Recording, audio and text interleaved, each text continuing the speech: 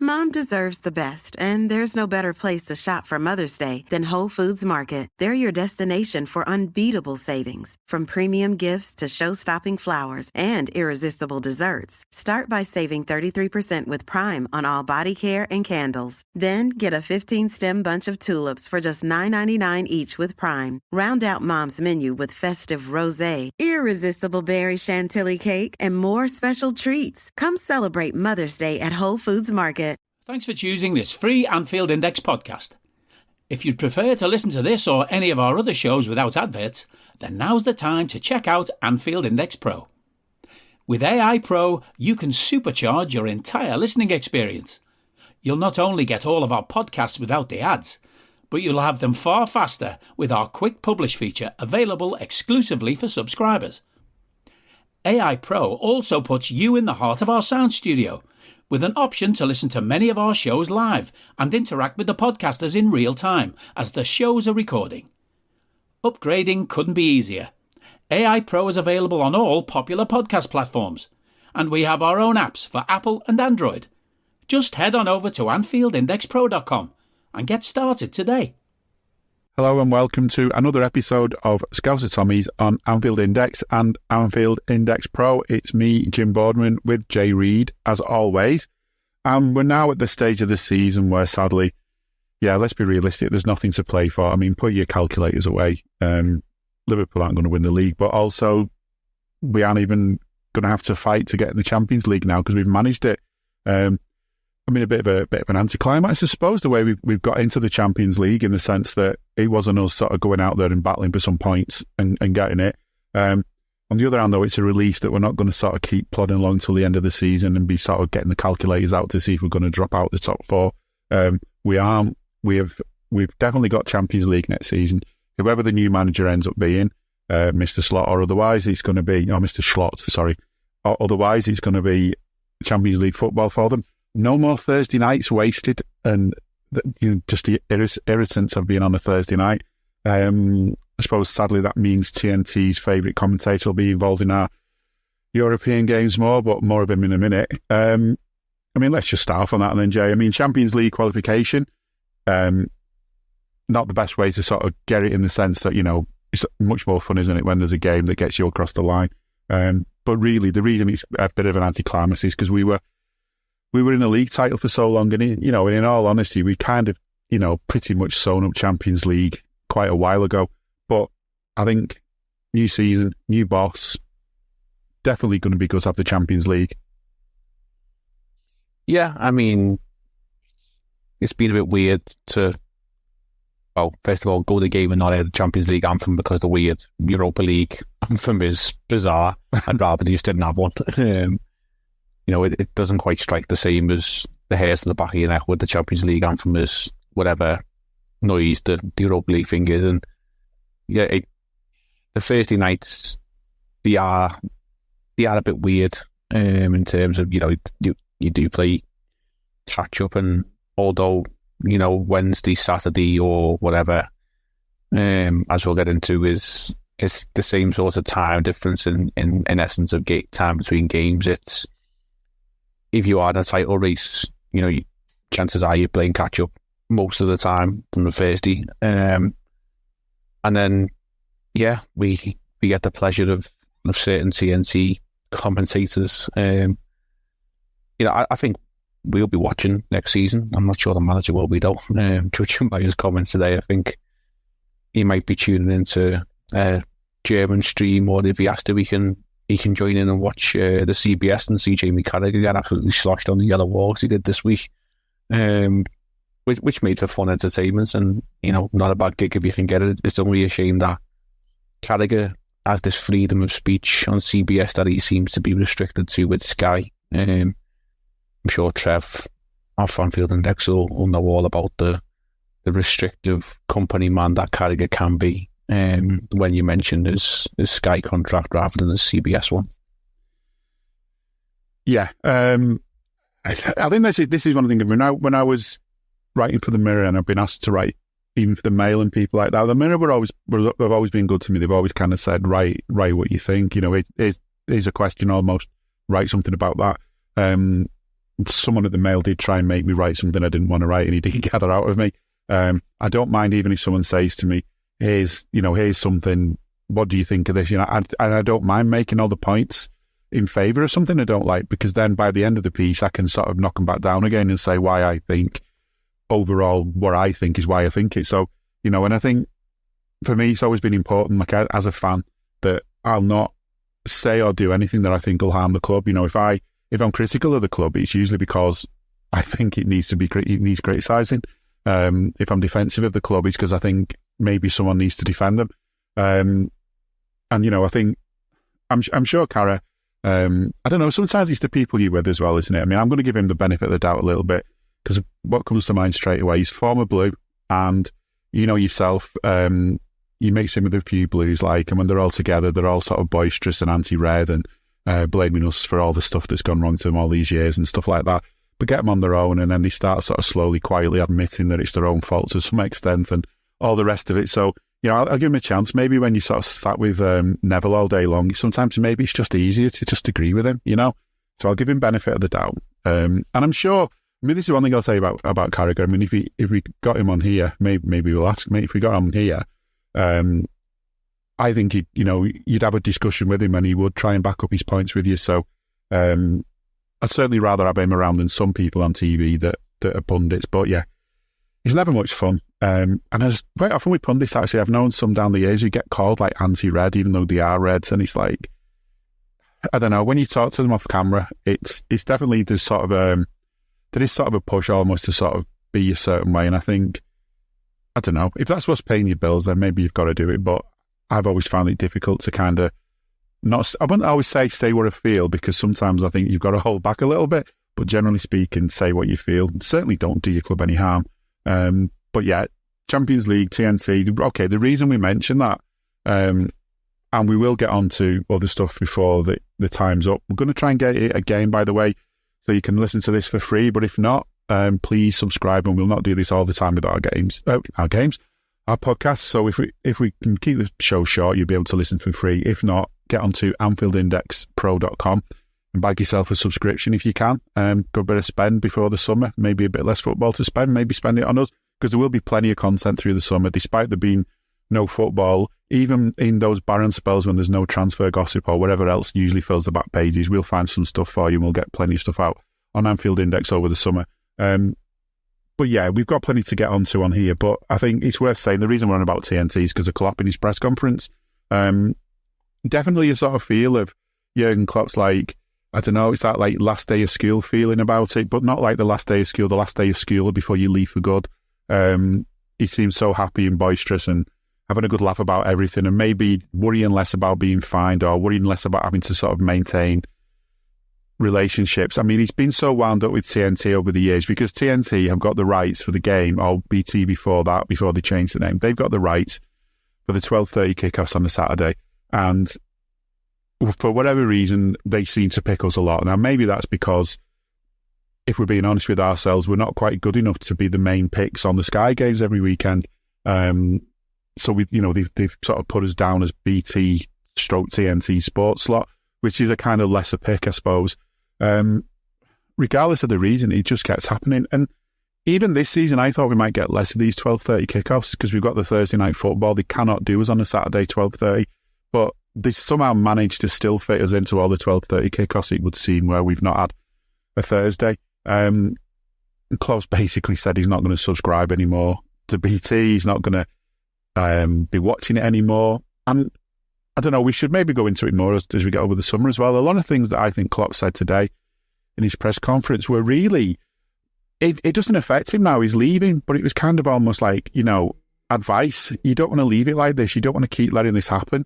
And one of the best points I think he made on the press conference was people keep saying to him, why do you complain about TNT?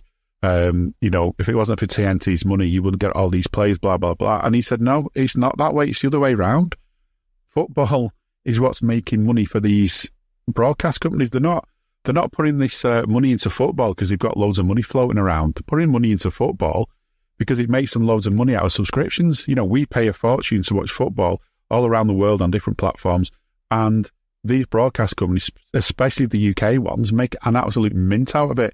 If they didn't, they wouldn't be putting that kind of money into it. It wouldn't be they're putting that money in because they know they'll get it out with a big bonus on top. So it's a good point. And I think, what he's almost trying to say is let's own it. Football, get owning it again. Start taking some control over your own game and stop bowing to the TV companies, which I think it's right. It's got to be done. Yeah, I think he used a line, didn't he? It's not me having a go or something like that. It's just advice from an old man going out on the game or something along them lines. I can't quite say word for word exactly what Klopp said, but it was along them lines. And I think, in general in the football world, take bias out of it. A lot of people would have loved Klopp as their manager of their team and their club. And he brought a hell of a lot to the Premier League. He's enhanced the status of the Premier League, which is why such companies like BT / now branded as TNT and Sky Sports, and even other companies like CBS and NBC and DAZN and Optus, all the other companies around the world who pay for the rights to stream games, and some of them obviously have the ability to stream the 3 o'clock when they're not based in the UK and stuff like that. But the reason there's so much investment from broadcasting companies within the game and within the Premier League, and the reason it's branded in quotation marks the best league in the world, which we'll come to again in a sec, is because of managers like Jurgen Klopp, like Pep Guardiola, sort of reinventing the rivalries of the Arsene Wenger, Sir Alex Ferguson times, the Rafa Benitez, Jose Mourinho rivalries, where there's two managers, two clubs, two teams often going head to head over a series of years, pushing themselves, but the spectacle of seeing these teams play over the season is what makes for good TV and on what they will also say is good entertainment. But Klopp's exactly right in what he's saying. He said, like, how on earth do we manage to have the most 12:30 kickoffs this season when we played, was it 10 games on a Thursday night in the Europa League? So that in effect has ruled out 10 weeks. So out of the 28 other game weeks possible, you can probably then shave off a few for midweek fixtures and others around like the Christmas period. We've probably had about 50% of the potential, well, maybe less, probably about 35% of the potential 12:30 kickoffs available this season, because I think we've had 6 or 7, which is scandalous that we get given them. And like, I think, what Klopp said, it's like, he sat in the room and it's like, should we do a 12:30 for Liverpool? And the whole room burst out laughing, because that's genuinely how it feels. And you think, like, last week we roll it back, and we had to listen to Ali McCoist, and I presume it was Fletch, having a moan about, it's so flat, the game's so flat, the atmosphere in the ground so flat. We expect more. I know these two teams have been playing in poor form recently, but this is awful. This is so flat. And you think, well, you've brought on yourselves. Like, no one wants to get up at 10 o'clock in the morning and, throw a bacon sandwich down your neck and think, right, well, off, we'll go to the game, whatever that game may be at whatever stadium it is. And you just, half out of bed, you might have had a long week in work or whatever, and you just think, the last thing I need is to be dragging myself over to a stadium at, 11 o'clock in the morning, half 11 in the morning, depending on where you come from. If you're coming from further afield, like the away fans for Liverpool were leaving at 5, 6 in the morning last weekend to get down to London for that game, and it's just not practical. It's just not what you want. And, the second half was better in the game, a bit more atmosphere, a bit more action in the game, because, it's a more attuned time to when, we're used to football being played on a Saturday, but they brought it on themselves with this half-hour fiction. And I know there's, appeal to markets around the world, mainly the Asian market, in terms of when they broadcast at that time, it's when they get the most viewers from Asian subscriptions. But, have a bit of respect and for the fact that if you're moaning about the football and the quality of the football, it's probably because the players are done in. like we had played Wednesday night, and had we had played in Europe on Wednesday night, we wouldn't have played that Hearts fixture. It was not allowed, but because we played in the Merseyside derby, which they probably thought, well, you're basically staying at home. Let's give you an half 12 on a Saturday, and then you end up with a dire game of football, especially in the first half. So I don't think it'll change. But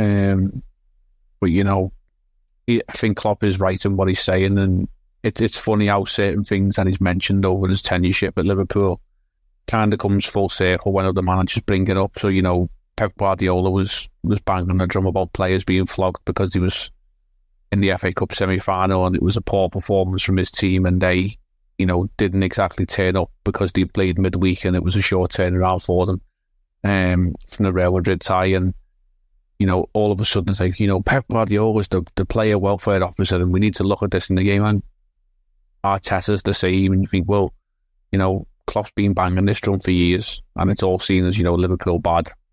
Klopp moaning as always, when actually what he's trying to do is he's trying to look after the game. He's trying to enhance the product as it's known. He's trying to look out for player welfare. There's a reason why there's been so many injuries, not only for us but across the league in recent years, because players are being flogged within an inch of their lives, asked to play on such a regular basis, and then if they don't perform at the high intensity level, you've got naysayers in the press that are constantly mocking them. So maybe it's the moaning old man, but the moaning old man is certainly moaning about the right things. And if they don't want to listen, then that's fine. The problems will continue to roll on season on season, but maybe they should actually take a bit of advice from the old guy, as he says. But yeah, I'm happy with what he's doing, because this could well be entertaining 3 weeks. Maybe not necessarily on the pitch for football-wise, but if this is the attitude that Klopp's going to take into press conferences and, interviews over the next few weeks, I'd buckle up if I was a Liverpool fan and any other football fan, because this could be gold stuff in terms of entertainment value. I don't need a VPN. I've got nothing to hide. This is what I used to tell myself before I hooked up with LibertyShield.com. Not only is my home internet now fully encrypted, but I can now access all the websites I want, whenever I want, and do so from absolutely anywhere. As a Liverpool fan, I love to know I can now watch every match, regardless of whether it's on UK TV or not. My Liberty Shield VPN makes sure nothing is blocked and guarantees me super fast streaming speed throughout that match. You can get connected right now with their software package, which includes a 48-hour no-obligation free trial and instant access to their apps for Apple, Android, Fire TV, PC, Mac and Android TV.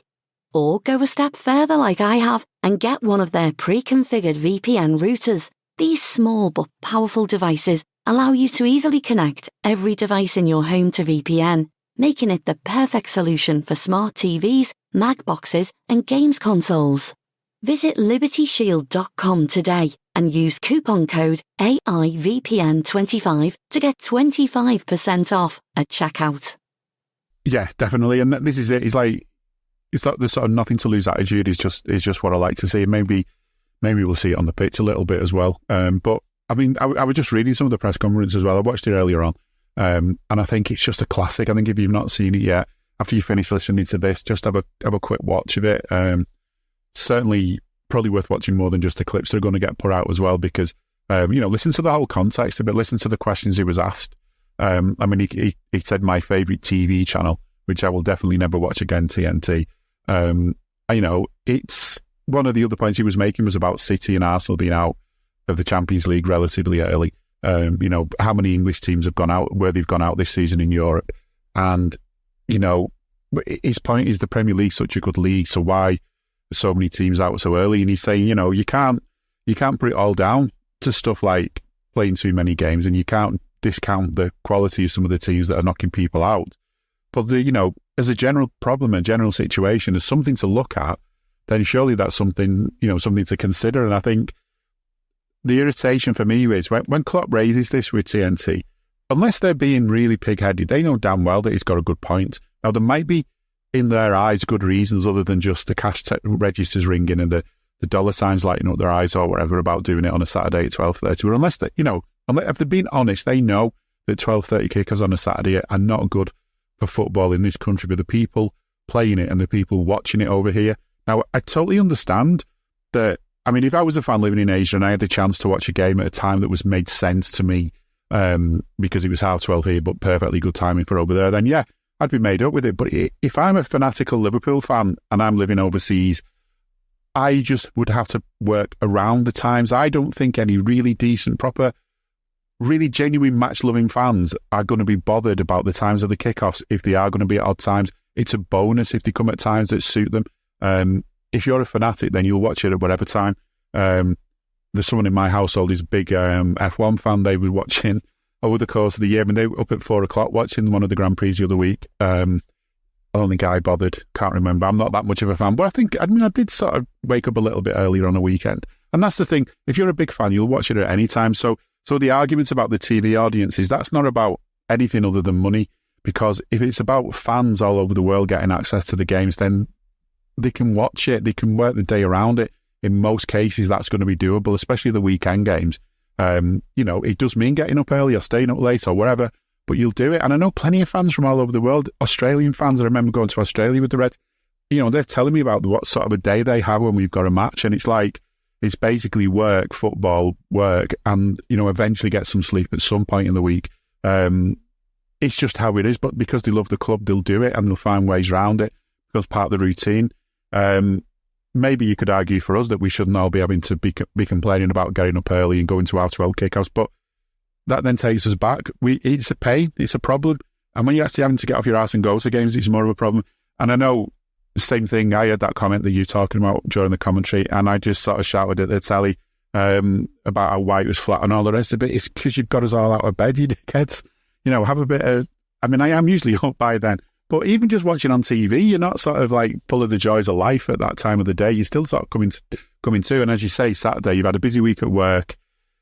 You're just starting to unwind, and then you've got that. So I hope they listen, but I don't think they will. Apparently, Klopp also got an award from the PFA. He did. He says he doesn't know exactly for what, but he thinks it's for speaking up for players. And that, again, is something that, he spoke up against BT for what they did with these kick-off times. Everyone in football knows he's right. Everyone in football knows that if they're being genuine, they can look at ways to sort it out and make it better.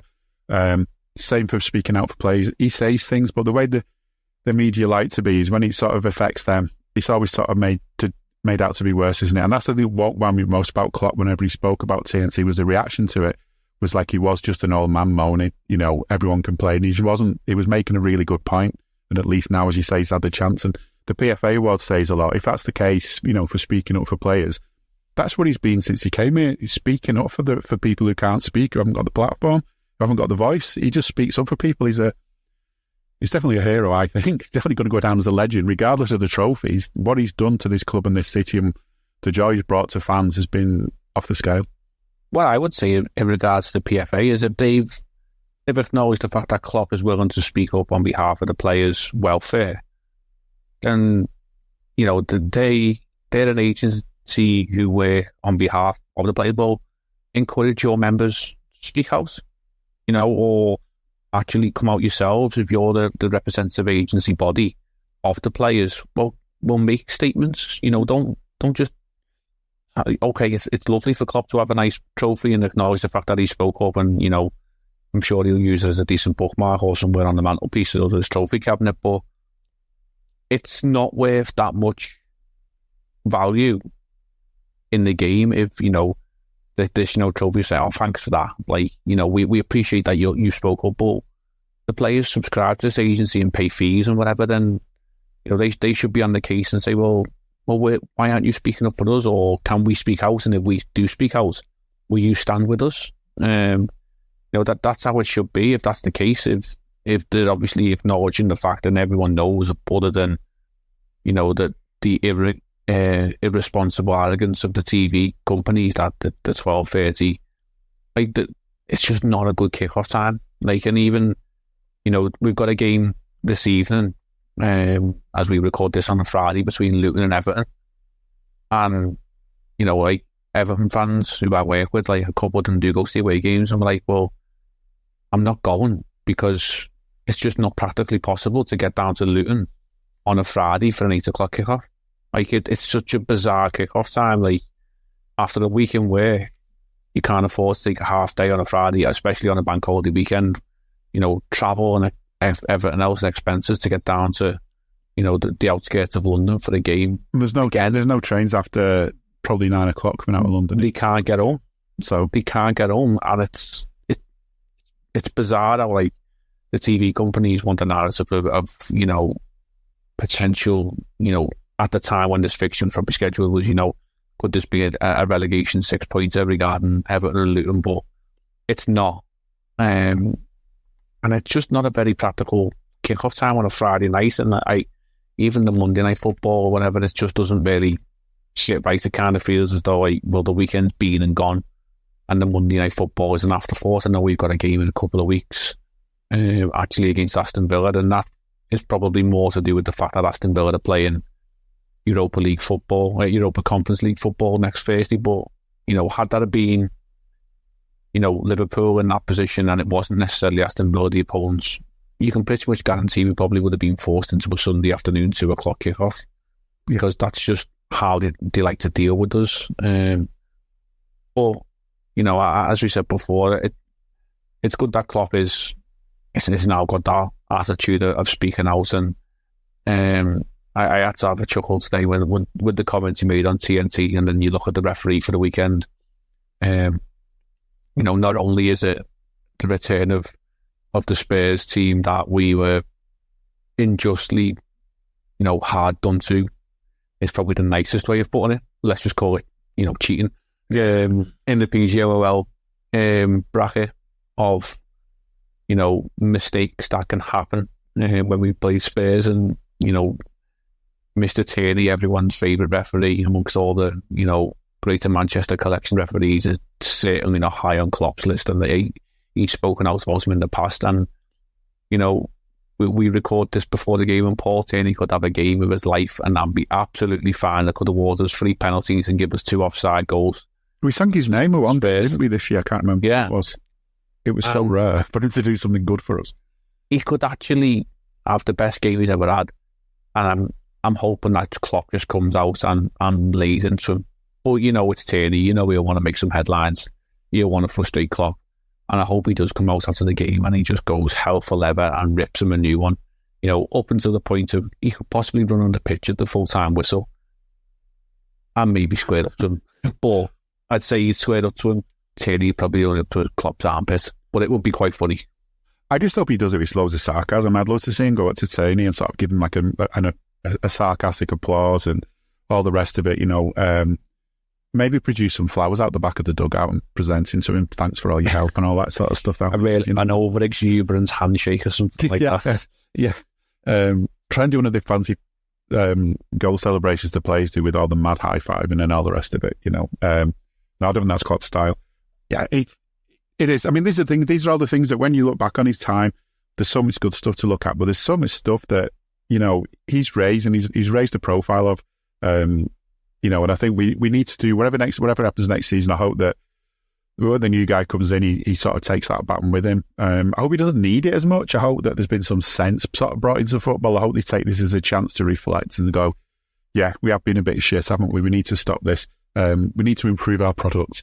I mean, there's another thing quickly on the press conference from Klopp, and this wasn't meant to be a whole podcast about the press conference, but what a press conference. They even mentioned about, I don't know where the quote came from, imagine me becoming FIFA president, he says. And I can't imagine that, in all honesty, but he would just be totally different. He says it's obviously a well-paid job. It's why they all want to do it. You can make a living from it. I don't think I'll spend my lifetime on these kinds of things, obviously thinking about the future. And he says, alone you can't change anything. I probably wouldn't survive in that sea of sharks. I reckon he would, though. I reckon he would definitely survive and he'd make a difference. He wouldn't do him any favours, though, would he? So I can understand why he doesn't want to. He would probably make the game better, and there will probably be too many people not earning enough coin from making it worse and reinventing certain rules and certain ideas, and, you know, and reiteration of VAR and offside and this and that and the other. You know, an actual footballing person with sensible footballing ideas who could come in, revolutionise the game and make it better for all is probably not what's best for FIFA or UEFA. No, I just think they couldn't go with someone going along and say, why do you do this stupid thing, whatever it might be? Because Klopp's asked that loads and people always look puzzled when you sort of, why do you do this thing that is so obviously stupid? He doesn't say it in that many words, but he means it. And there's always this puzzle look. And I think with FIFA, you probably need to get like 7 committees in place, fill a load of forms in and get it sent off, you know, and signed by someone on the back of a big note, big dollar bill or something. You know, that's FIFA, isn't it? That's UEFA. This is football, top to bottom. There's too many people in it who shouldn't be in it, who aren't running the game for the best of it. And as you mentioned, as you said with PFA could do more as well to be more of a representative of the game and the people in it. Because, you know, these are people we idolise. We love football, professional football, because of the idols we've had down the years. And not all of them become hugely successful players. There's a lot who need a lot more looking after. You know, not just financially, physically and all the rest of it. And I don't think the PFA does enough. And it could, and it should use Klopp as a springboard to that. The other, talking about players' rights, we haven't really spoke about the game last weekend. And one of the questions, obviously, in the press conference today was going to be about Mo Salah. Klopp said again what he said last weekend. It's completely resolved. It's a non-story. He was also asked about Mo's future. He said, well, it's not really his place to do it. He said he hasn't got any signs that Salah's not thinking. He's not heard anything from Salah that he wants off. And I think the other thing he sort of said was that if they hadn't known each other for so long and had so much respect for each other, maybe it would have been a bigger deal what happened last weekend, but it's not a big deal, is what he was saying. And even the way the narrative came out after the game when Salah was coming out, he did say, if I speak, there'll be fire, but he had it with a smile on his face. And it could just as easily be, because I'm pissed off, we just dropped 2 points, which I was pissed off. You know, if you'd asked me, well, listen to us on Raw, listen to us on Raw straight after the game, and we were pissed off as well. And it's not, you know, it doesn't have to be made into a super big thing, but it's always the case, isn't it? It has to be amplified. Salah should have kept his mouth shut, obviously, because then you don't give the press anything to amplify. But he didn't. I couldn't believe the sort of reaction from some fans as well, who then decided, let's do what everyone does in the modern world now. Let's put everything into 2 sides, and you can only be in one of these 2 camps. And if you're in that camp, you've got absolutely hate on the other camp. And it's like, you know, 2 people who care about the club and are pissed off at the way the season's ended showed some frustration and did it in public. I'm glad. I'd rather him do that than be sort of sat there laughing about it. So, I don't know. It was a no-win situation for Salah in terms of if he walked through and didn't make a comment, he would have been stony silent. Yeah. And then, you know, had he stopped and said anything, his words would have been manipulated and twisted, which is hence why he said what he said. Yeah. You know, like, whatever I say, you're going to manipulate.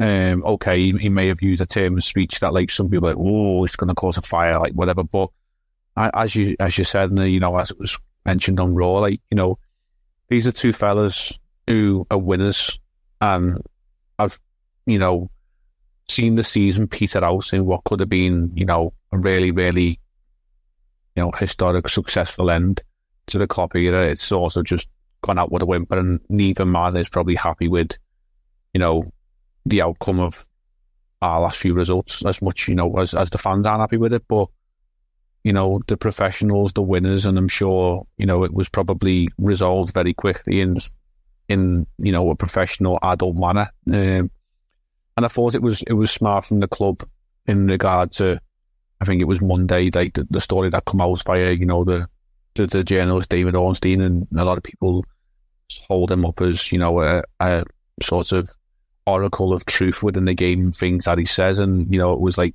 you know, Liverpool aren't looking to sell, and the planning for the future of Mo Salah. And it basically, to me, was clever PR. Like, let's shoot this narrative down, because, you know, it could rumble on all week about, you know, Klopp versus Salah, and, you know, who's going to be, well, obviously Klopp isn't going to be there next season. Is Salah going to be there next season? You know, what does the future hold for Mo Salah? What's the future hold for Liverpool? Is Arne Slot going to come in as manager and face a huge problem within the dressing room? You know, all these questions were sort of quickly battered away with, you know, Liverpool are planning for the future with Salah. And if they are or they aren't, it didn't really matter, or it doesn't really matter right now, because, you know, we've got 3 games of the season left to play. And as I mentioned before, the professional people within that role, in the player and the manager, and it's like, right, well, we've got a job to do. We've got a job to finish this season.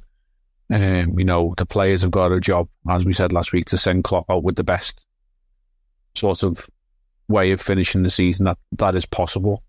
You know, a home game this weekend is a good place to start with a victory after a few poor results.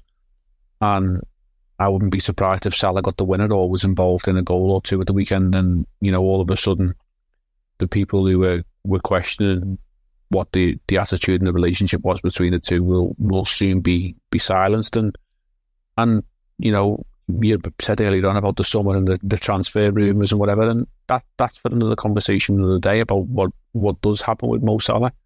You know, we know Klopp is going. Does Salah go or stay? We don't know.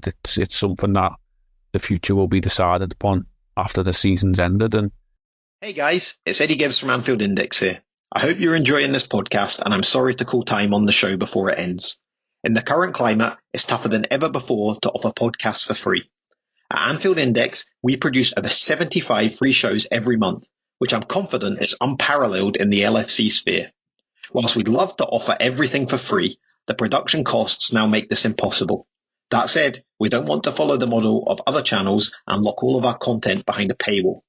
So what we've decided to do is to continue offering every show for free, but cut that offering to 30 minutes on our longer shows. So to get all of our shows in full and enjoy the best of everything we have to offer, we really hope you'll consider supporting the channel and signing up at AnfieldIndexPro.com. For about the price of 1 cup of coffee, you'll get every podcast in full with 0 ads.